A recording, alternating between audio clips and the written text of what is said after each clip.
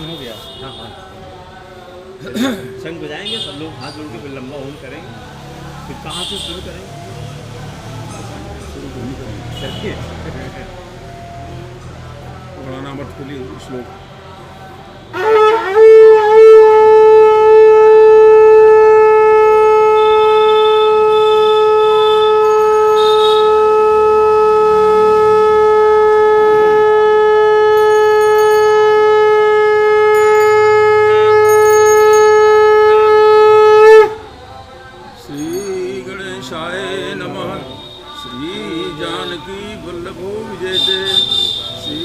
रामचरितमानस मंगलाचरण वर्णानामर्थ संघानां रसानां छन्दसामपि मंगलानां च कर्तारं वन्दे वाणी विनायको भवानी शंकरो वन्दे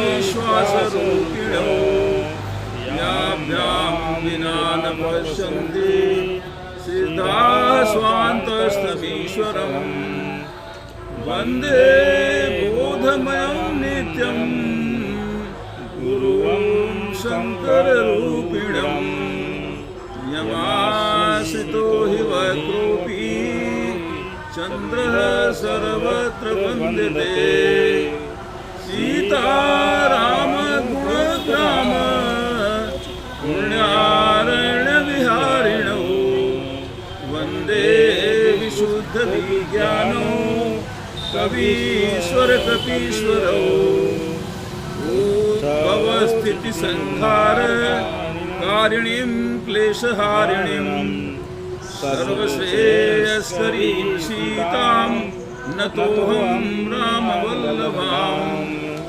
यन्मायावसुवर्ति विश्वमखिलं ब्रह्मादिदेवासुरा यत्सत्त्वादमृषैव भाति सकलं रज्जौ यथा हेर्भ्रमः यत्पादप्लवमेकमेव हि भाम्बोधे स्थितिरशावतां वन्देऽहं तं शेषकारणपरं रामाख्यमीशं हरिं नानापुराणनिगमागमसम्मतं यद् रामायणे निगदितं क्वचिदन्यतोऽपि स्वान्तः सुखाय तुलसी रघुनाथ गाथा भाषा निबन्धमतिमञ्जुलमातनोति सियावर रामचंद्र की जय। हम लोग वाल्मीकि जी के आश्रम पर बहुत जन्मों के पुण्यों के भाग से उपस्थित हुए हैं चित्रकूट में और वाल्मीकि की कथा का प्रसंग कहने का हम लोगों को सौभाग्य प्राप्त हुआ है। उसी को हम लोग कुछ शब्दों में व्यक्त करने जा रहे हैं। गोस्वामी जी रामायण में लिखते हैं मानस में, देखत बन सरसैल सुहाए वाल्मीकि आश्रम प्रभु आए। 405 राम दीख मुनिवास सुहावन सुंदर गिरि कानन जल पावन देखत बन सरसैल सुहाए वाल्मीकि आश्रम प्रभु आए। भगवान माता जी के साथ में भाई लक्ष्मण जी के साथ में कानन के विभाग सरिताएं और वन जंगल देखते देखते देखते देखते देखते देखते वाल्मीकि ऋषि के आश्रम में जा पहुँचे, जहाँ पर हम लोग इस समय विद्यमान हैं। सियावर रामचंद्र की जय। अब जंगल में वन में गिरि कानन में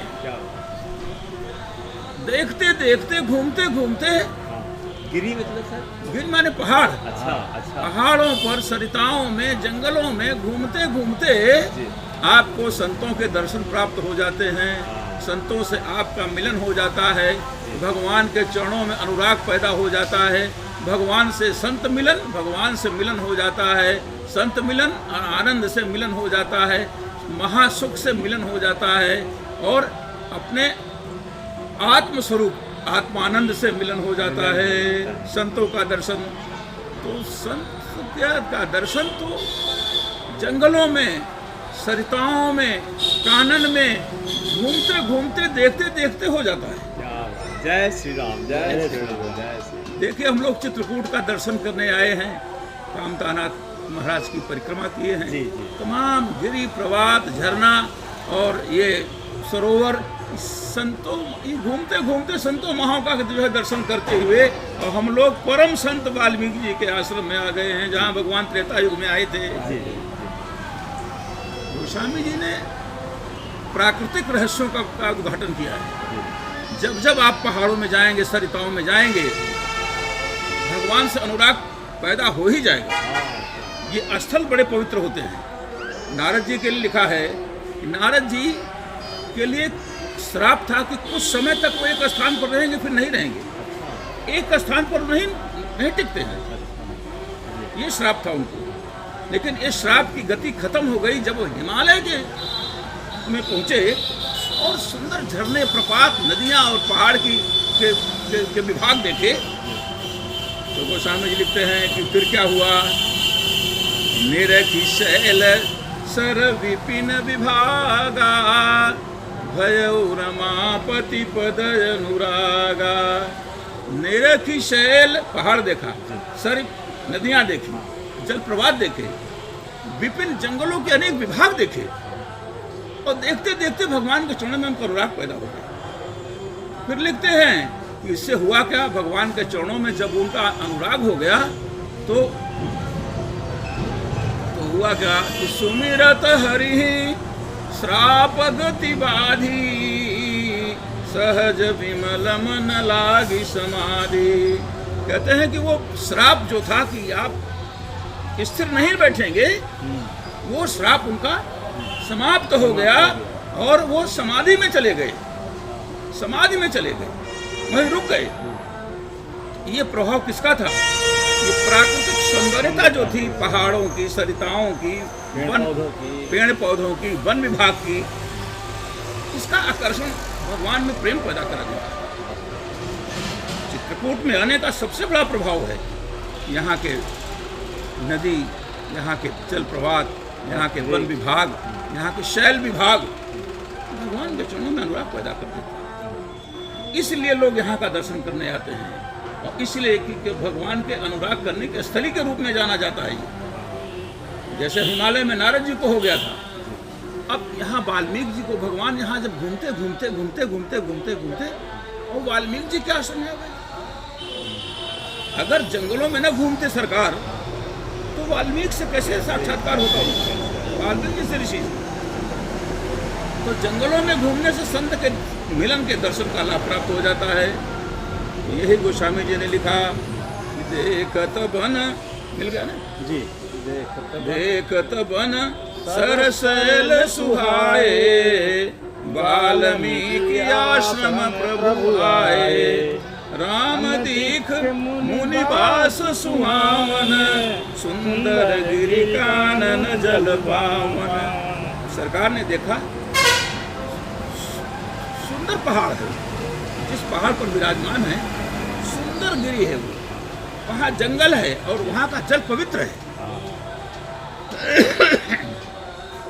सरनी, अब भगवान, अब गोस्वामी जी आश्रम का वर्णन करेंगे कि वाल्मीकि जी के आश्रम की क्या शोभा थी, क्या पवित्रता थी। सरनी सरोज बिटप बन फूले, गुंजत मंजु मधुप रस बूले, खग मृग विपुल कोलाहल करही, विरहित भैर मुदित मन चरही। सरोवरों में कमल खिले हुए हैं, वनों में वृक्ष फूले हुए हैं, और भौरे मकरंद रस में मस्त हुए गुंजार कर रहे हैं। बहुत से पशु पक्षी कोलाहल कर रहे हैं, और पशुओं में बैर रहित होकर, बैर रहित, जिनमें बैर है आपस में, वो बैर रहित होकर के वहाँ विचरण कर रहे हैं। ये आश्रम का प्रभाव है। बोलो सियावर रामचंद्र की जय। अब गोस्वामी जी लिखते हैं आश्रम की पवित्रता। सूची सुंदर आश्रम निरखी, हर्ष राजीव नैन, सुनि रघुबर आगमन मुनि, आगे आए लेन। आश्रम की पवित्रता और सुंदरता देख करके राजीव लोचन प्रसन्न हो गए, प्रसन्न हो गए। और कहते हैं कि जब सरकार का आगमन सुना महर्षि ने, तो उनकी अगवानी करने के लिए निकल पड़े, अपने कुटिया से निकल पड़े। अब वाल्मीकि जैसे महर्षि किसी की अगवानी करें तो फिर ये शंका हो जाए कि आखिर है कौन, कौन अभी किसी की अगवानी न करने वाले महर्षि, और ये कौन हस्ती आ रही है कि वाल्मीकि जैसे महर्षि अगवानी करने के लिए निकल पड़े। तो बताते हैं कि भगवान को ये लगा कि ये जो अगवानी कर रहे हैं, इससे तो हमारा रहस्य ही खुल जाएगा। हमको लोग समझ जाएंगे कि अति विशिष्ट हैं, परम विशिष्ट हैं, ये राजकुमार नहीं है, नहीं तो वाल्मीकि की अगवानी न करते। तो भगवान ने भी चकमा देते हुए एक खेल किया। खेल क्या किया? तो अपने नरलीला का, हाँ, मुनि कहूँ राम दंडवत कीना, आशीर्वाद हुई प्रवर दीना, देखी राम छवि नयन जुड़ाने, करि सनमान आश्रम ही आने। सरकार तुरंत दंडाकार प्रणाम कर लिया वाल्मीकि जी को। सब शंका रहित हो गए, नहीं नहीं राजकुमार हैं, राजकुमार हैं, हमारे हैं, कोई विशिष्टता नहीं है बहुत जी। अब जब महर्षि जी ने सरकार को देखा जी, तो नेत्रों में, अरे सरकार तो परम आनंद के धाम है, परम शांति के धाम है सरकार। तो कहते हैं कि उनके नेत्र भी, उनके जो है वो जुड़ाने शीतल हो गए। वाल्मीकि के भी नेत्रों को शीतलता मिली सरकार के दर्शन से, और उनका सम्मान करके आश्रम में ले गए। आश्रम में क्या करते हैं? मुनिवर अतिथि प्राण प्रिय पाए, कंद मूल फल मधुर मंगाए, सिय सौमित्र राम फल खाए, तब मुनि आश्रम दिए सुहाए। भगवान ने प्राण प्रिय अतिथि पाकर वाल्मीकि जी ने कंद मूल फल मंगा करके खिलाया भगवान को, और उसके बाद फिर उनके विश्राम करने के लिए आश्रम में व्यवस्था किया। वाल्मीकि मन आनंद भारी, मंगल मूर्ति नयन निहारी, तब कर कमल जोरि रघुराई, बोले वचन श्रवण सुखदाई। वाल्मीकि के मन में अत्यंत आनंद है, ये मंगल मूर्ति देख करके उनका आनंद समाता नहीं है। और तब श्री रघुराज जी ने हाथ जोड़ करके सुखदाई वचन बोले। क्या बोले? मुनिनाथा, तुम्हारे हाथा, अस कही प्रभु सब कथा बखानी, जय जय भांति दीन बहुरानी। भगवान कहते हैं कि देखिए आपसे कुछ छिपा नहीं है महाराज, हे महर्षि जी, आपसे बताने की कोई जरूरत नहीं रह गई, आपसे कुछ छिपा नहीं है जो घटना घटी है, क्योंकि आप त्रिकालदर्शी हैं, भूत भविष्य वर्तमान तीनों पर आपका कमांड है। उसी तरह जैसे हाथ में बैर रखने से बैर चारों तरफ से दिखाई पड़ता है, उसी तरह से सारी समस्याएं, सारी घटनाएं विश्व की सब आपके हाथ में रखे बैर के समान सब दिखाई पड़ रही हैं। लेकिन फिर भी भगवान ने जिस तरह से उन्हें वनवास हुआ, वो सारी रानी ने वनवास दिया, सारी कहानी महर्षि वाल्मीकि को निवेदित किया। अब प्रश्न ये था कि यह बात भगवान को, वाल्मीकि को भगवान ने इसलिए बताई क्योंकि वाल्मीकि ने जानना चाहा कि आप इस जंगल में कहाँ, आप कहाँ विचरण कर रहे हैं?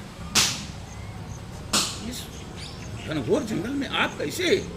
तब उन्होंने सारी कहानी वहाँ की बताई और उसके बाद फिर आगे कहते हैं कि ये तो हमारा सौभाग्य था, यहाँ आने का तो हमारा सौभाग्य था। उसके कई कारण सरकार बता रहे हैं। कारणों में कहते हैं कि तात वचन पूर्णिमा तुहित, यहाँ आने के से पिताजी के वचनों का पालन सिद्ध हुआ, माताजी का हित सधा और भरत जैसे भाई को राजा होने का सुअवसर प्राप्त हुआ और मुझे आप जैसे महर्षियों के दर्शन का सुयोग प्राप्त हुआ। रामचंद्र की जय। अरे यह सब तो मेरे पुण्यों का ही न प्रभाव है, ये भगवान कहते हैं। फिर आगे बोलेंगे, देखी पाय मुनि राय तुम्हारे, भय सुकृत सब सुफल हमारे, अब जहाँ राउर आय सोई, मुनि उद्वेग न पावई कोई। हे महर्षि जी, आपके चरणों का दर्शन करके हमारे जितने सुकृत थे वो सब फलीभूत हो गए, वो सब सफल हो गए। यानी सारे पुण्यों का हमको आज फल मिल गया आपके चरणों के दर्शन के रूप में। अब आप जो आज्ञा दें वही हम करें। और ये स्थान के बारे में हमको लगता है भगवान ने आचरण कर रहे हैं। अब हम कहाँ यहाँ निवास करेंगे, हमको लगता है इधर ही इशारा है भगवान का। और इसके लिए पहले कुछ कंडीशन रखते हैं कि हम जहाँ रहें कोई उद्विग्न न हो हमारे रहने की वजह से। भगवान ने कहा हाँ, जहाँ ऐसी स्थल हो कि हमसे किसी को उद्विग्नता न, हमारे बसने से सब लोग सुखी हैं, ऐसी जगह हमको बताइए। आगे कहते हैं कि मुनि तापस जिन ते दुख लहनी, तेन रेस बिनु पावक दही, मंगल मूल विप्र परितोषु, दही कोटि कुल भूसुर दोषु। क्योंकि मुनि और तपस्वी जिससे दुख पाते हैं वो राजा बिना अग्नि के ही जल जाता है। इसलिए और ब्राह्मणों का संतोष सब मंगलों की जड़ है और उनका क्रोध करोड़ों कुलों को नष्ट कर देने वाला है। ब्राह्मण माने जो ब्रह्म को जाने, वो ब्राह्मण। असजिय जानी कहिए सोई ठाऊं, सिय सौमित्र सहित जह जाऊं, कहर चिरुचिर परण तृणशाला, वासु करऊं कछु काल कृपाला। ऐसा समझ करके वह स्थान बताइए जहाँ सीता और समुद्र के समाधक कुछ काल तक निवास करेंगे। सहज सरल सुनि रघुवर वाणी, साधु साधु बोले मुनि ज्ञानी, कसन कहूँ अस रघुकुल केतु, तुम पालक संतत स्तुति से तू। आप वेदों की मर्यादा के पालन करने वाले गॉड हैं, आप गॉड हैं, वेदों की मर्यादा के रहने वाले। ऐसी बात आप क्यों न कहें। उसके बाद वाल्मीकि जी सब स्वयं प्रशंसा करते हैं। श्रुति से तू पालक राम, तुम जगदीश माया जानकी, जो सृजति जगु पालति, हरति उप पाई कृपा निधान की, जो सहस शीशो रही सुमहि धरु, लखन सचराचर धनी, सूर काज धरि नर राज, तनु चले दलन कल निशिचरयनी। ये भगवान की प्रशंसा में वाल्मीकि जी ने स्तुति किया है उनकी। और अब उसके बाद उनके निराकार रूप की जो है वंदना करेंगे। ये तो सरकार रूपधारी बनकर राम खड़े हुए हैं। अब उनके मूल रूप जो है, उनका वास्तविक रूप उधर संकेत करेंगे वाल्मीकि जी कि हमें चकमा न दीजिए राजकुमार होने का। आप मूलतः क्या हैं, मूल स्वरूप आपका क्या है वो मैं जानता हूँ। आगे फिर कहेंगे, राम स्वरूप तुम्हार, वचन अगोचर बुद्धि पर, अभिगत कथय पार, नेति नेति नित निगम। आपका जो स्वरूप है वो वाणी और बुद्धि से परे है, क्योंकि आपका जो रूप है ये तो आपका मूल रूप नहीं है। आपका मूल रूप तो है आपका जो स्वरूप है, मन बुद्धि वाणी इंद्रियों से परे है। वो अविगत अकथ अपार अविगत अव्यक्त है, उसको व्यक्त नहीं किया सकता, अकथनीय है। और वेद उस रूप का निरंतर नेति नेति कह करके गान करते हैं। आपके उस रूप का जो निराकार है, जो अव्यक्त है, जो इंद्रियों बुद्धियों मन के वाणी के पहुंच से बाहर है, वो आप हैं। एक रूपधारी बनकर आप खड़े हैं हमारे सामने। बोलो सियावर रामचंद्र की जय। जगु पे कन तुम देख निहारे, विधि हरि शंभु न चाव निहारे। तेऊ न जानहि मरम तुम्हारा, और तुम ही को जान निहारा। ये जो दृश्य जगत है, जो दृश्य असल में जो दृश्य जगत है, ये कहाँ से आया है? अदृश्य जगत से आया है। सरकार अदृश्य है। अच्छा, हम जन्म के पहले क्या थे? रूपधारी थे, अव्यक्त थे, अदृश्य थे। हमारा जो जन्म हुआ अदृश्य से हुआ है। जिसके बारे में कुछ कहा जा सके, जिसके बारे में कुछ बोला जा सके, उसको व्यक्त करते हैं। अव्यक्त मान जिसके बारे में कुछ बोला जा सके। आपका जो मूल स्वरूप है, उसके बारे में वाणी बोल ही नहीं सकती, मन पकड़ नहीं सकता, बुद्धि पकड़ नहीं सकती, मैंने अव्यक्त हैं आप तो अदृश्य। जैसे संसार जो दृश्य प्रकट हुआ है, ये वस्तुतः अदृश्य से प्रकट हुआ है। मूल रूप अदृश्य है ना, मूल रूप अदृश्य है। कहाँ देखा जा सकता है उसको? तो उसी अदृश्य से दृश्य पैदा हुआ है। पान, पहाड़, जंगल, सड़क, घोड़ा, हाथी, मनुष्य, 84 लाख जंगल, ये सब अदृश्य से आया है। ये मूलतः तो भगवान की माया ने इसको रचा है। उनका माया का एक विभाग माया बना दिया उन्होंने, उसकी रचना है। तो माया भी सरकार से ही आई है, माया भी सरकार से ही आई है। और सरकार अदृश्य है, अव्यक्त है, उनको देखा नहीं जा सकता। ये उनका मूल स्वरूप है। माया माने की एक डिवीजन उन्होंने बना दिया है। माया मीन्स की जो चीज आपको दिखाई पड़ रही है वस्तु वो है नहीं, उसको माया कहते हैं। Means the existence of a thing that appears but actually that doesn't appear. Actually that इसको माया कहते। जैसे हम लोग हैं, दिखाई पड़ रहे थे, कल बच्चे थे, किशोर हुए, अब वो हमारा जो रूप बदल रहा है, उसके बाद पौर हुए, बड़े हुए, वृद्ध हुए, डिसअपियर कर गए। Actually we are non, the body is non existing body.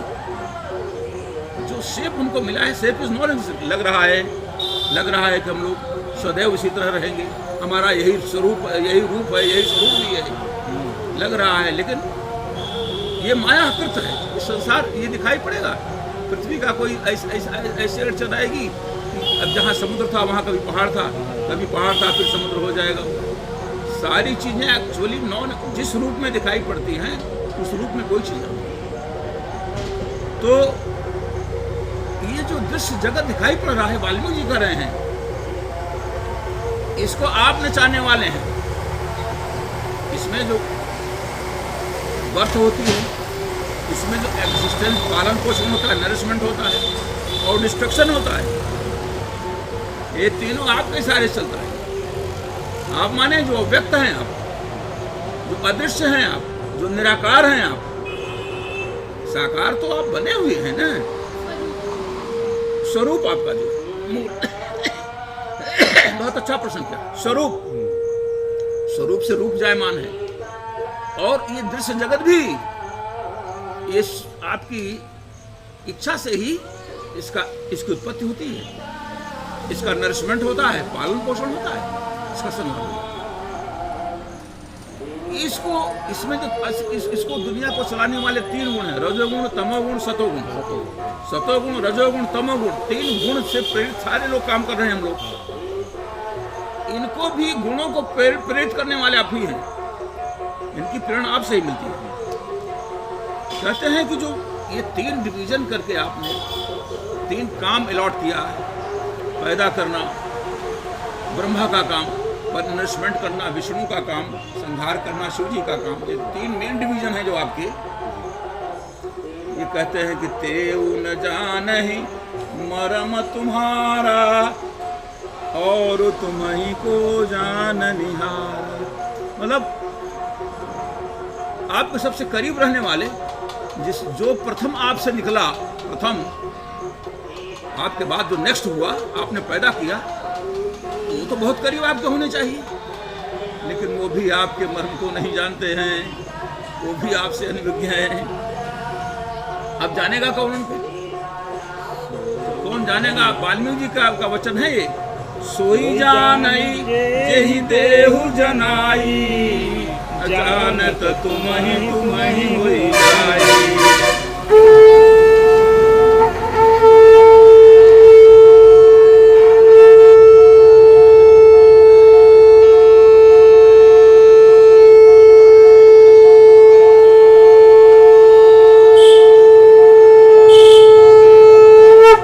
बोलो सियावर रामचंद्र की जय। वाल्मीकि जी कह रहे हैं किसी भी विद्या से किसी के द्वारा आप जानने योग्य नहीं है। कोई आपको जाना नहीं सकता। कोई चाहे कि आपको आपके बारे में व्याख्या कर दे, आपका मूल स्वरूप बता दे और वो समझ में आ जाए, ये किसी के लिए संभव नहीं है।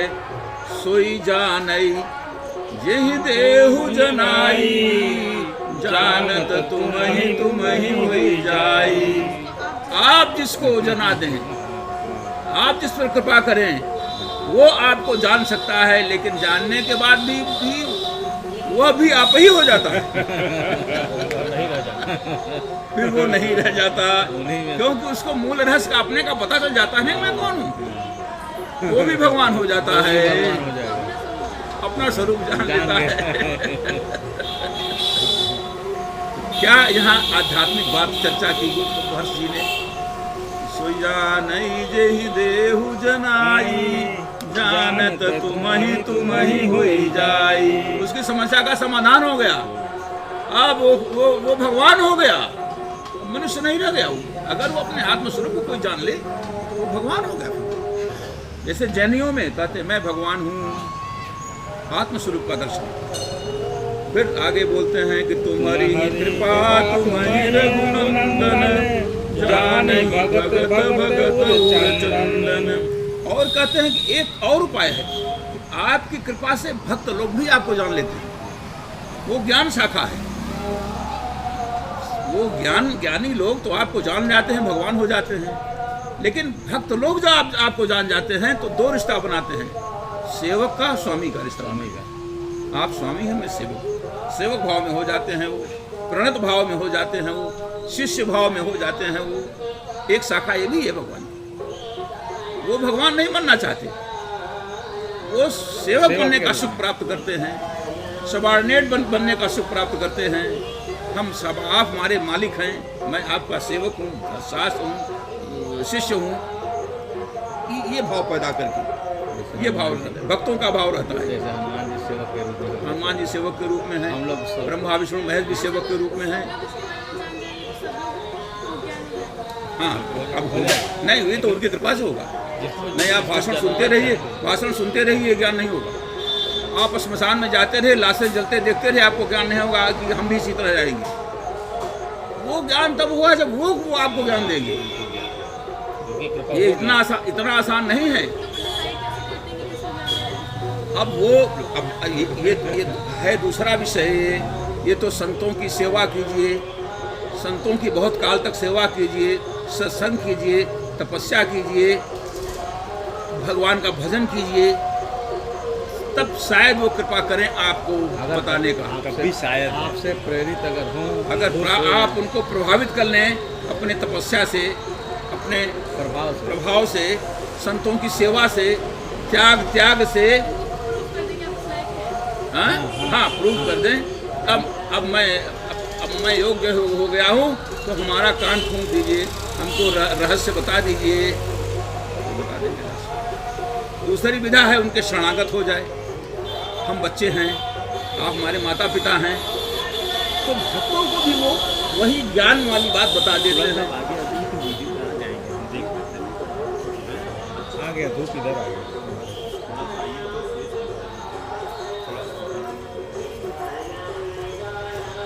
आप कंटिन्यू करिए सर, कंटिन्यू करिए। हाँ आ रहे चल रहे चलें। हाँ ठीक है चल। चिदा अब फिर एक रहस्य की बात कर रहे हैं वाल्मीकि जी, फिर रहस्यमय बात कर रहे हैं उनके अव्यक्त रूप की। ठीक है आप चलिए। चिदानंदमय देह तुम्हारी, विगत विकार जान अधिकारी।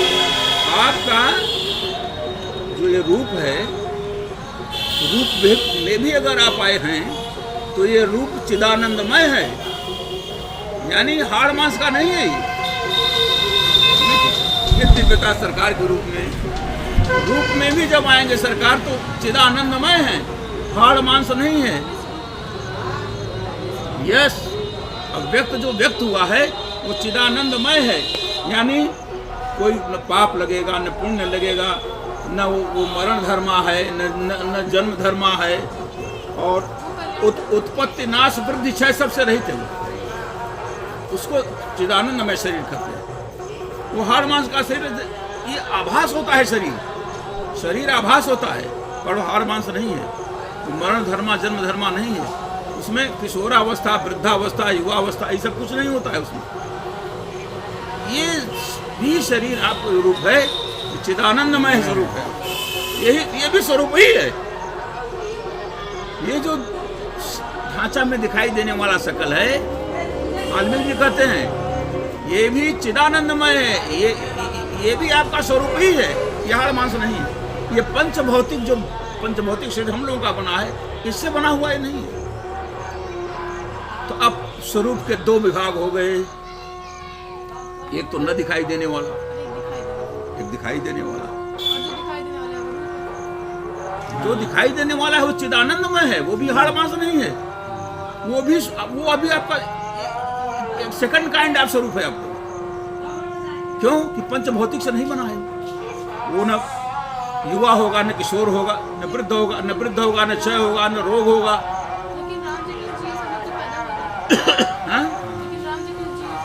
उसको बताएंगे ना, पैदा नहीं हुए थे, वो चतुर्भुज से आए थे, प्रकट हुए थे। माता जी ने कहा कि बच्चा बन करके रो, वो प्रसंग पहले जो बताया उस पर ठोस नॉलेज रखो।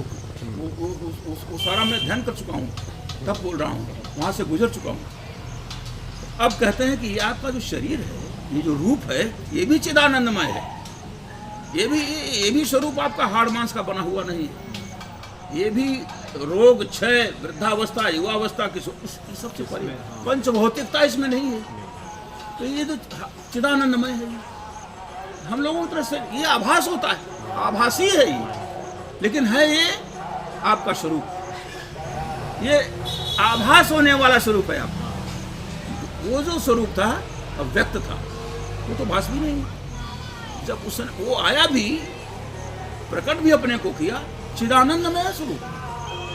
आप ये चकमा देते होंगे कि हम कुमार हैं, हम नर लीला में हैं, आप एक मनुष्य की तरह आप दिखाई पड़ रहे हैं। ये भी वास्तविकता नहीं है, वाल्मीकि जी कहते हैं ये भी वास्तविकता नहीं है। चकमा नहीं दे पाए। हाँ, अब तो बंदे कर देख रही हो, नहीं आ जाएंगे। हाँ, फोन नहीं, कुछ नहीं ले जाएंगे, बस तुम चुपचाप। हाँ, ये कथा सुनने आए सभी, कथा।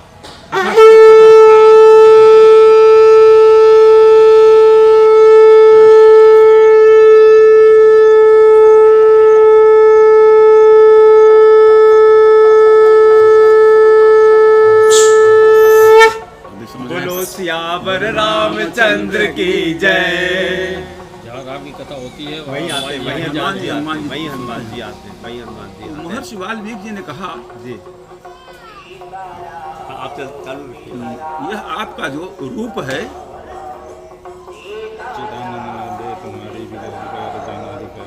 यह चिदानंदमय है, यह आभासीय है, ये भी आभासीय है।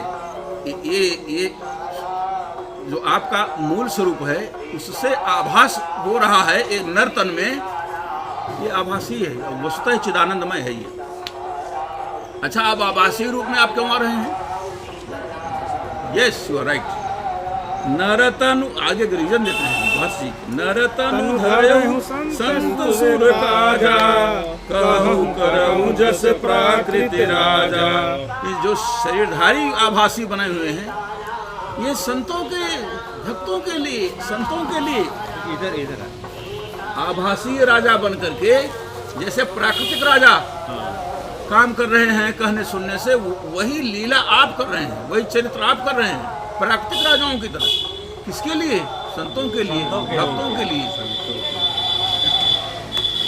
राम देखि सुनि चरित तुम्हारे, जड़ मोहि बुध होहि सुखारे। कहते हैं कि हे राम, आपके इस चरित्र को देख करके सुन करके आपका स्वरूप क्या है, आपका ये चिदानंदमय रूप क्या है, आपका स्वरूप क्या है। कहते हैं कि ये लोग सुन करके, जो मूढ़ लोग हैं, मूर्ख लोग जो हैं, फूल, वो तो समझते ही नहीं कुछ, उनके समझ में ही कुछ नहीं आता कि सब क्या चीज है। वो अज्ञान को प्राप्त हो जाते। ऐसा कैसे हो सकता है? अव्यक्त से व्यक्त कैसे हो सकता है? व्यक्त चिदानंदमय से कैसे हो सकता है? वो मूर्ख लोग अज्ञान को प्राप्त होते हैं। मूर्ख लोग अज्ञान को प्राप्त होते हैं, वो स्पष्ट नहीं हो पाते। लेकिन बुध हो ही सुखारे, विद्वान लोग, ज्ञानी लोग सुखी हो जाते हैं कि हमको जीवन का रहस्य प्राप्त हो गया, हमको भगवान का रहस्य का पता चल गया। जो तुम जो कहु करहु सब साचा, जस काछिय तस चाहिए नाचा। वाल्मीकि जी कह रहे हैं, देखिए जो आप कहते हैं वही करते हैं। ऐसा क्यों? ऐसा क्यों? तो कहते हैं कि जस काछिय तस चाहिए नाचा। अच्छा, आप नाटक में रामलीला का मंचन हो रहा है, अब आप राजा जनक का रोल प्ले करें, तो राजा जनक के जब वेश में आएंगे तो राजा जनक का रोल प्ले करना पड़ेगा। क्यों? आपका जो काछा है, आपका जो वेश है, वो जनक जी का है। हाँ, उसी तरह करना पड़ेगा। तो चूंकि आपका जो काछा है, जो वस्त्र है, जो आपकी साज सज्जा है, वो राजकुमार की तरह है, राजकुमार की तरह है, अवधेश कुमार की तरह है। तो इसलिए आप एक राजकुमार के रूप में जो कृत्य आप कर रहे हैं, वो आपके लिए शोभायमान है, क्योंकि जैसा वेश वैसा काम। अब आप दशरथ का रोल प्ले करें, दशरथ का जो है वेश बना करके आ जाए, तो दशरथ का रोल प्ले करना पड़ेगा। जिस पात्र का वेश बनाएंगे, जस काछी, तब उसी विषय में आपको नाचना पड़ेगा। जस काछी तस चाहिए नाचा। तो आपका जो वेश है राजकुमार का, इसी में आप नाच रहे हैं, तो आप ठीक ही कर रहे हैं, इसमें कौन सी मिस्टेक है? अब प्रश्न ये था, अब भगवान के प्रश्न का उत्तर दे रहे हैं। अब उधर से माइंड मत करो, उसको सुनने दो रामायण, उसको तुम इधर ये बात कभी सुनने में नहीं आएगी, न मिलेगी। जो बात आ गई, ये रहस्य की बात है, कोई नहीं बताएगा, बहुत सेवा करना पड़ेगा संतों की। वाल्मीकि जी कहते हैं कि जो आपका ये प्रश्न था, ये कुछ हमें अटपटा लगा कि मैं कहाँ रहूं। वाल्मीकि जी कह रहे हैं कि ये प्रश्न थोड़ा सा आपका अटपटा आपको लगा। Yes, you are right. आप तो omnipresent हैं। आपके बिना तो कोई स्पेस अणुपरमाणु तक नहीं है, सब में भी आप विद्यमान हैं। तो ये प्रश्न आपका मुझे थोड़ा अटपटा लगा कि आपने पूछा कि हम कहाँ रहें। तो कहते हैं, पूछे हूँ मोहि की रहूं कहूं, मैं पूछत सकुचाऊं, जहन हो तह देहु कही, तुम ही दिखाओ सियावर रामचंद्र की जय। वाल्मीकि जी उल्टे प्रश्न कर बैठे। अच्छा, मैं ये प्रश्न करता हूँ, प्रश्न पर का जवाब नहीं, प्रश्न का प्रश्न भी किया जाता है। प्रश्न का प्रश्न भी इसलिए किया जाता है, उसको निरुत्तर करने के लिए कि आपका प्रश्न जो है वो अटपटा है, आप सही सवाल पूछ नहीं रहे हैं। अब उसका उत्तर आपसे लेने के बजाय हमने एक प्रश्न आपसे कर दिया, उसी में उत्तर समाहित है वो। चांस के पहले डिस्चार्ज। हाँ, ये बातचीत की कला कौशल है। तो उन्होंने, वाल्मीकि जी ने कहा, अच्छा आप बताइए कि आप जहाँ न हो वहीं आपको हम स्थान बताएं, आप वो स्थान बताइए कि कहाँ आप नहीं हैं। Meaning thereby he is omnipresent. आप कण-कण में, अणु परमाणु में विद्यमान हैं। आपके लिए रहने के लिए कोई ऐसी जगह ही नहीं है जहां आप ना हो, और जब आप हैं तो कहां बता दें आप रहें। ये उनके मूल स्वरूप की व्याख्या कर रहे हैं, ये मूल स्वरूप की व्याख्या कर रहे हैं। अब आगे जो है, हाँ हाँ, सुनि मुनि वचन प्रेम रस साने, सकुचि राम मन महु मुस्काने। देखिए सुनो बेटा, इधर जरा, ये जो प्रश्न था प्रेम रस से भरा हुआ था, उनके स्वरूप की प्रशंसा में भरा हुआ था।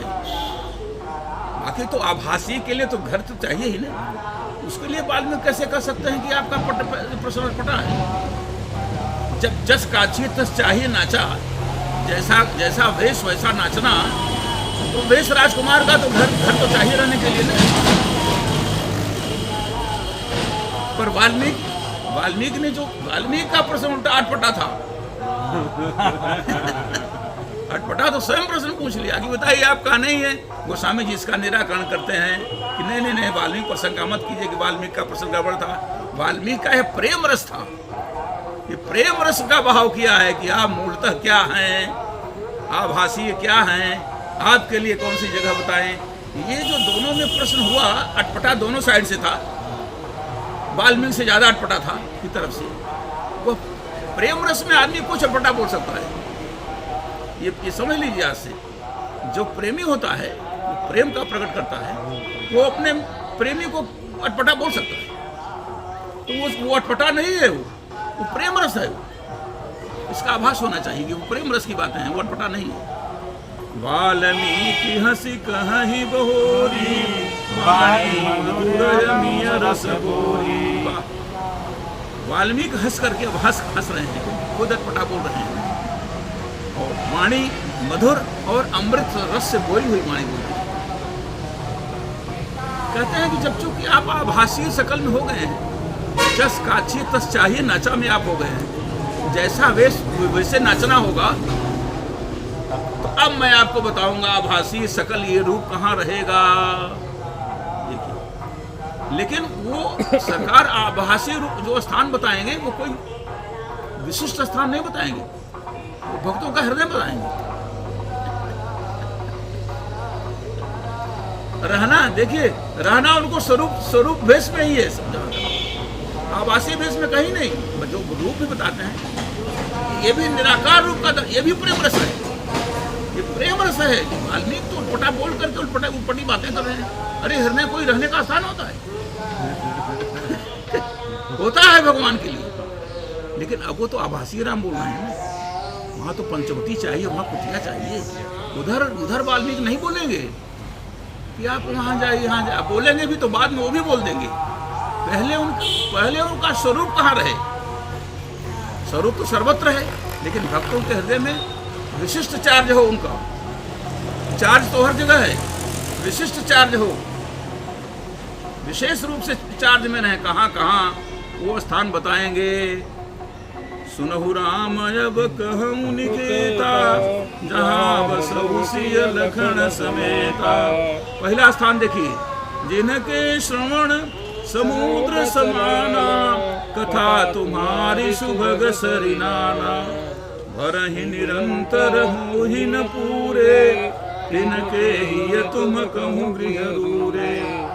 जिनके कान समुद्र की तरह, मिला 408 पे 127 2127 के नीचे। देखिए, जिनके कान बहुत इंटरेस्टेड रहते हैं भगवान की कथा सुनने के लिए, और कथा सुनते सुनते तृप्त नहीं होते, अघाते नहीं हैं।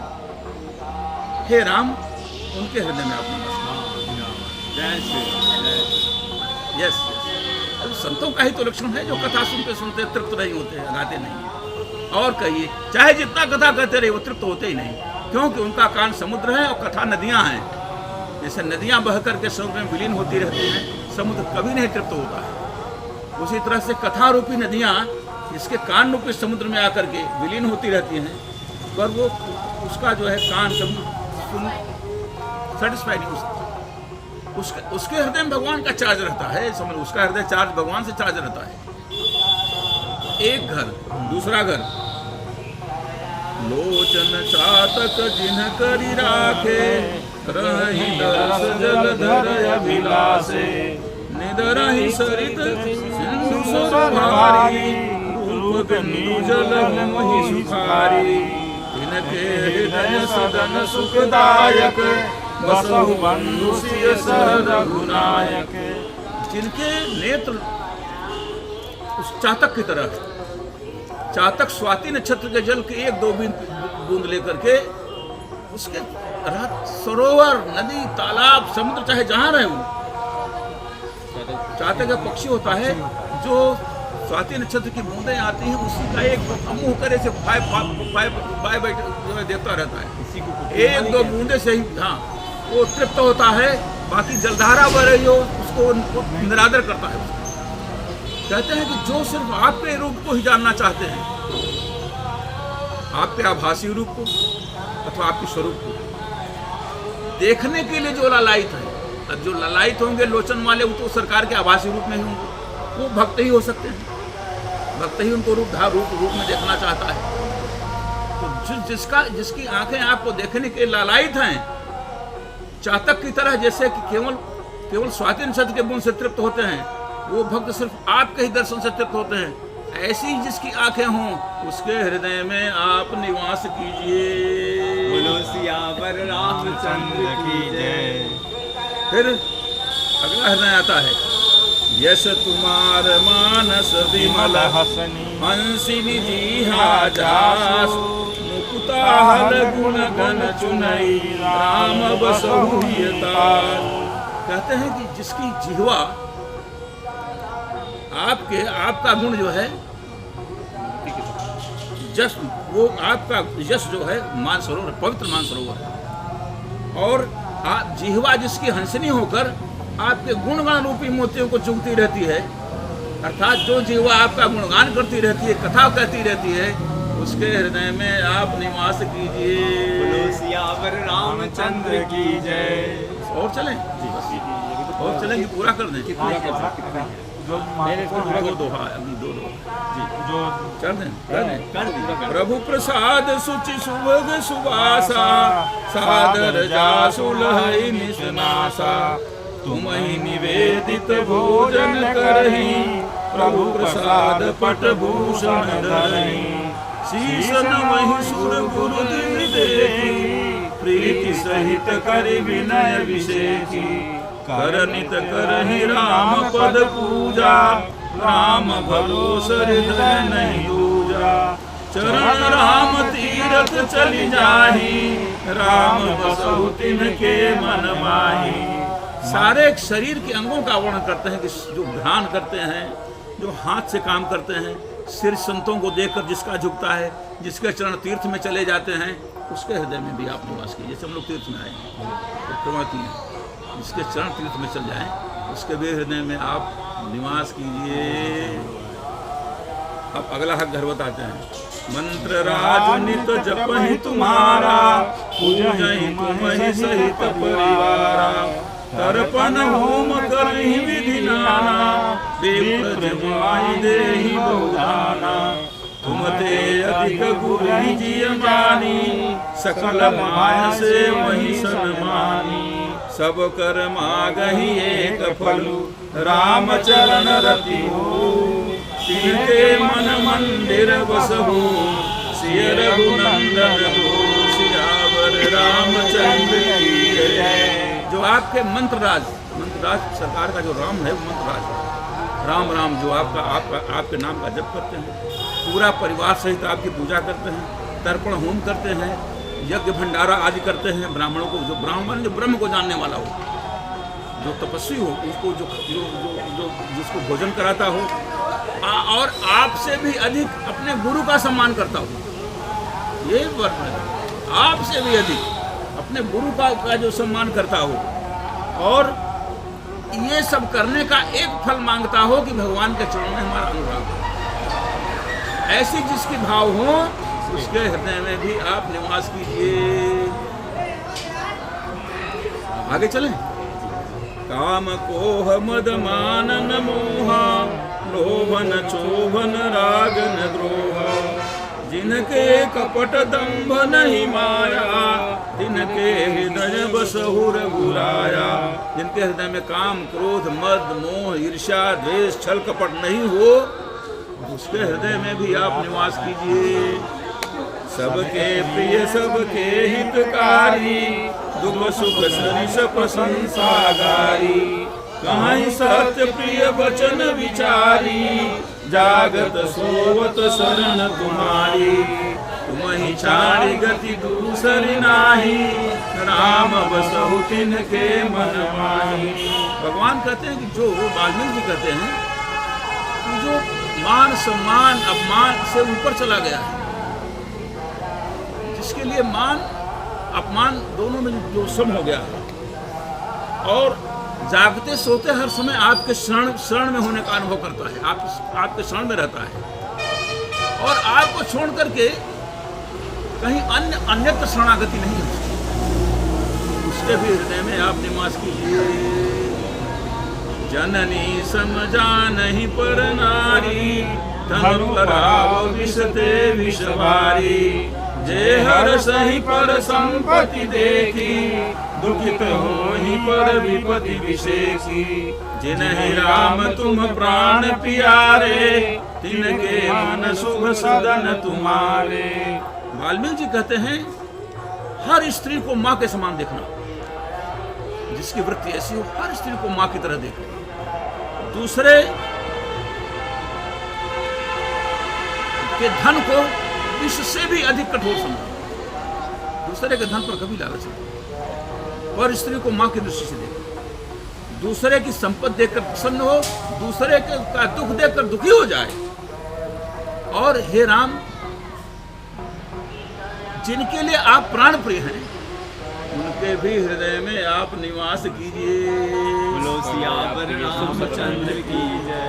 अब कहते हैं आगे कि स्वामी सखा पितु मातु, जिनके सब तुम तात, मन मंदिर तिनके बसहु, सिय सहित दुरात। कहते हैं कि जिनके स्वामी हो, आप ही स्वामी हो, आप ही सखा हो, आप ही माता हो, आप ही पिता हो, आप ही गुरु हो।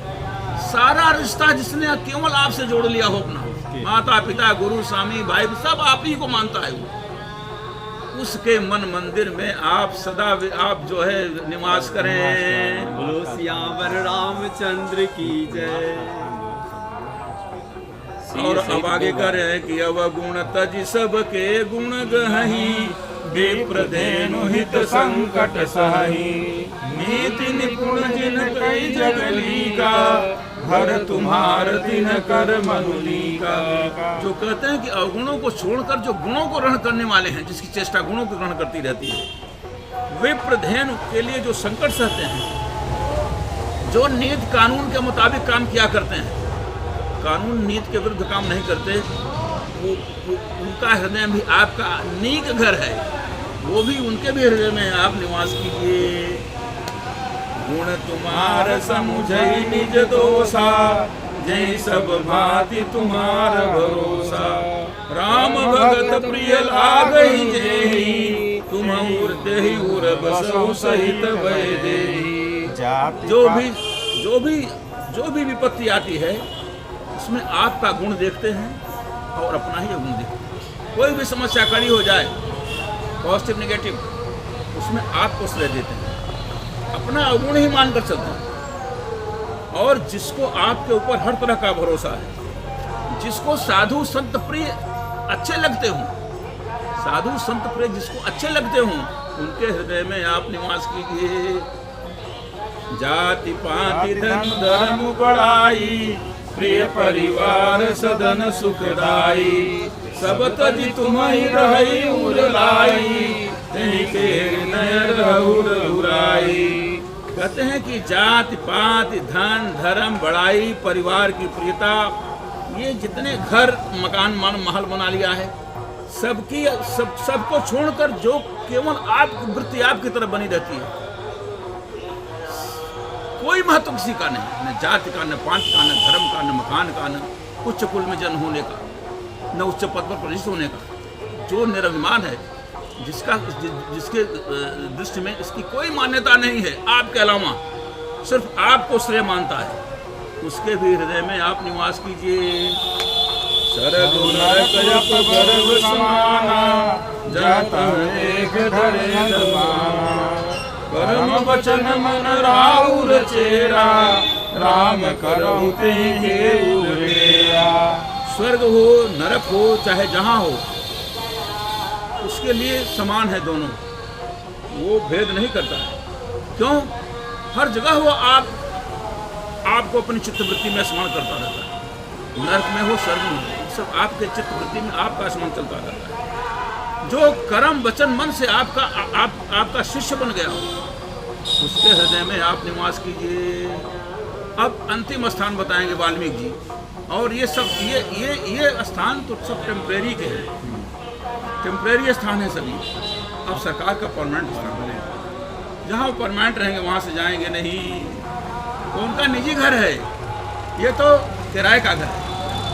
अब निजी घर बताते हैं कि चाही न चाहिए आप लोग तस्वीर में रुकेंगे? नहीं, बस खाली करो, बस आप रुकेंगे नहीं। नहीं बताए काज बताए नहीं, जो अरे बताएं आप देखेंगे आधे घंटा। जो काम नहीं करना है उसके लिए क्या नहीं जाहि न चाहिए कबहु कछु। तो देखिए, जिसको कभी कुछ नहीं चाहिए, जो तृप्त हो गया हो, जो अकाम हो गया हो, जिसकी सारी कामनाएं समाप्त हो चुकी हों, जिसको कुछ नहीं चाहिए, कृतकृत्यता जो हो गया हो, जो कृतकृत्य हो चुका हो, अब कुछ नहीं चाहिए, ऐसी अवस्था जिसको बोली। और चाहिए क्या? ऐसा नहीं चाहिए। तुम सन सहज स्नेह, सिर्फ आपसे स्नेह करने का मौका है। चाह में तो यही चाह बनी हो कि आपसे प्रेम हो, बस। इसके अलावा कोई चाह न हो जिसकी। बसहु निरंतरता सुमन, सोई राउर निज गे। उसके हृदय में, उसके मन में आप सदा निवास कीजिए। हे राजन, वह आपका निजी घर है। बोलो सियावर रामचंद्र की जय।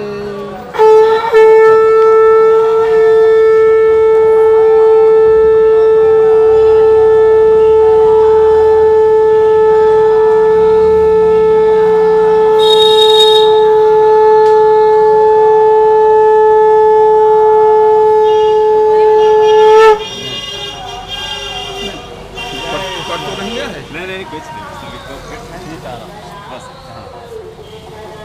समझ में आ गया है ना पूरा?